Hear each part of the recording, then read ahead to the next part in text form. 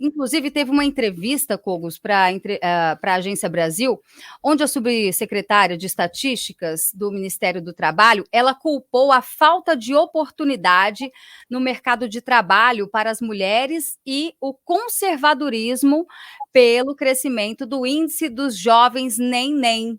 Né? Agora, o que esperar dessa justificativa? Ela segue a linha do governo Lula, né? Sempre culpando o conservadorismo, Bolsonaro. Qual que é a sua análise em relação a isso? Olha, Berenice, é exatamente o contrário. É exatamente o contrário. É igual quando a feminista fala a culpa da violência contra a mulher é do conservadorismo. Não. Quem desarmou a população foi a esquerda, quem solta bandido é a esquerda, quem destruiu a família é a esquerda, quem protege bandido é a esquerda. Então, aqui no caso dos jovens que não estudam nem trabalham, mesma coisa. A culpa está bem longe de ser dos conservadores. A culpa, mais uma vez, é das políticas de esquerda. Então, nós temos um economista chamado Thomas Sowell, que é um dos mais brilhantes economistas do século XX, que ele diz o seguinte: nós, com as ideologias revolucionárias, passamos a demonizar quem produz, subsidiar quem não produz. Então não podia dar em outra. São tantas bolsas estatais, é tanto assistencialismo, tudo isso pago à custa da formação de empregos produtivos, à custa do empresário, que não podia dar em outra. Tem menos oferta de emprego. E tem mais gente recusando ofertas de emprego porque o salário que eles ganham vai inflacionar, vai perder poder de compra, então eles preferem receber ali um subsídio estatal. Nos Estados Unidos tem muito disso, né, que é os food stamps. Eles recebem ajuda do governo e pronto. Para que eles vão procurar emprego? E se eles procurarem emprego, eles perdem, por exemplo, o seguro-desemprego. Então são essas medidas demagógicas, assistencialistas, que são responsáveis, em parte, por esse comportamento. E quando se trata de mercado de trabalho para jovens, principalmente os jovens que tiveram menos acesso à instrução, o que ocorre? Eles precisam de degraus, precisam entrar no mercado de trabalho do começo, para adquirir experiência. Geralmente são empregos que pagam pouco. E esses empregos que pagam pouco, muitas vezes o sujeito simplesmente não quer porque acha que o poder de compra da moeda, com a expectativa inflacionária, não vai nem compensar ir lá trabalhar para ganhar esse salário. E aí o brasileiro é levado a pensar a curto prazo. Ele não pensa que o salário é baixo, mas ele está ganhando experiência. Ele simplesmente prefere viver uma vida acomodada no curto prazo. Acontece também esse viés de pensamento. As leis trabalhistas atrapalham demais. As leis trabalhistas impedem a contratação de jovens com pouca instrução. Porque uma empresa já tem que arcar com vários encargos trabalhistas, tem salário mínimo, que não deixa as pessoas que receberiam menos ingressar no mercado de trabalho para adquirir experiência. Então a CLT é um problema. As políticas progressistas de destruição da família são um problema, porque isso torna a vida da dona de casa desamparada, sem uma estrutura familiar muito pesada, e ela não tem tempo de estudar ou de procurar um emprego também. Então as políticas antifamília progressistas são um outro problema. E, finalmente, a regulação do Estado, a regulação do MEC, que impede que haja concorrência no setor educacional, impede que uma pessoa consiga um emprego se ela não tiver um determinado diploma, regula as faculdades. Então isso também impede a entrada no mercado de trabalho ou num curso superior. Então o problema é todo: progressismo, regulação, imposto.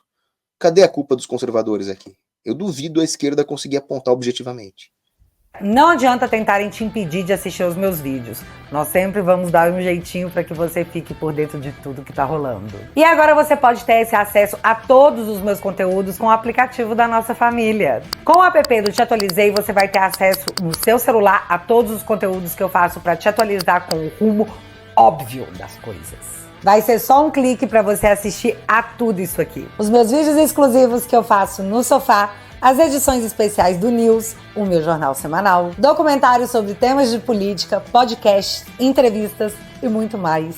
Por enquanto, o app está disponível apenas para quem tem Android, mas daqui a pouco vai sair a versão para iPhone. Libere seu acesso a todos os meus conteúdos que estão disponíveis somente na minha plataforma.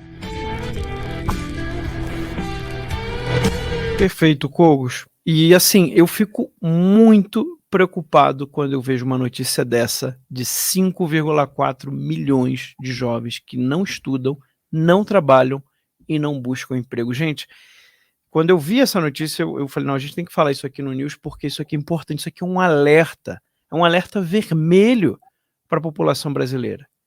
Isso aqui está mostrando a falência do país cultural. Ah, não é só uma questão econômica, não é só uma questão trabalhista, né? Tudo isso tem, mas também e principalmente cultural. Sabe o que isso aqui mostra? Que os nossos jovens de 14 a 24 anos estão sem propósito de vida. Eles estão sem perspectiva de futuro. Eles estão com o objetivo de ficar deitado no sofá assistindo Netflix, enquanto a mamãe e papai, né, estão bancando o filhinho que não faz nada. Gente, isso é muito grave. Porque ano passado, esse número, era de 4 milhões. Então a gente teve aí um crescimento, né, de 1 milhão e pouco. Ou seja, a gente está numa crescente de jovens que nem estudam, nem trabalham. Qual que é o futuro do país assim, gente? Ou seja, você vai ter uma massa de pessoas, milhões de pessoas, que vão ter que viver às custas do Estado, às custas daquele que trabalham. Essa conta não fecha. Essa conta não fecha, o país quebra. Então, assim, é uma situação muito grave e essa notícia aqui é um grande alerta de que algo precisa ser mudado. E o Cogos falou muito bem. A esquerda é o grande problema, porque ela hoje tem a hegemonia cultural. Então, se alguém tem a culpa sobre isso aqui, é exatamente a esquerda. Por quê? Porque a cultura hoje, ela é contra a família, ela é uma cultura hedonista, que você tem que buscar o prazer a qualquer custo. Então, você não está disposto a se sacrificar, porque trabalho é sacrifício também. Trabalho é renúncia das coisas que eu gosto de fazer, que eu tenho que deixar de fazer para trabalhar. Agora, a nossa cultura hoje ela quer mostrar exatamente o contrário. Filmes, séries, desenhos animados. Não, você pode ser tudo que você quiser, você pode fazer tudo que você quiser, sem se importar com nenhuma consequência, sem se importar com ninguém, né? E todo mundo vai ter que fazer os seus gostos. É isso que está patente na cultura que esses jovens estão consumindo hoje. E qual que é o efeito dessa cultura? É esse aqui, que a Berenice acabou de ler. São pessoas completamente sem propósito na vida, pessoas que estão aí como que largadas, né, sem querer fazer nada. Então, a cura disso daqui é exatamente uma revolução cultural, né? Ou melhor, uma retomada cultural. Revolução foi a esquerda que fez, né? Uma retomada cultural dos valores, dos princípios, de mostrar para as pessoas que existe um propósito na vida, de que é importante. A gente não viveu, a gente não nasceu, gente, para ficar, né, em berço esplêndido, embaixo lá do coqueiro na sombra. Não! A gente nasceu para servir, a gente nasceu para poder servir ao próximo, servir ao outro, com renúncia, com sofrimento também, porque isso também faz parte da vida. Nada que vale muito chega sem sofrimento. Gente, aquilo que mais vale é aquilo que você vai mais ter que dedicar mais tempo, que você vai ter que sofrer mais para obter. Aí a coisa é mais valiosa, né? Nesse sentido, aí o Cogos deve concordar comigo, né? A lei de mercado funciona muito bem para entender isso. É uma realidade que funciona no mercado, mas é uma realidade da vida também, né? Aquilo que custa mais para obter, vale mais.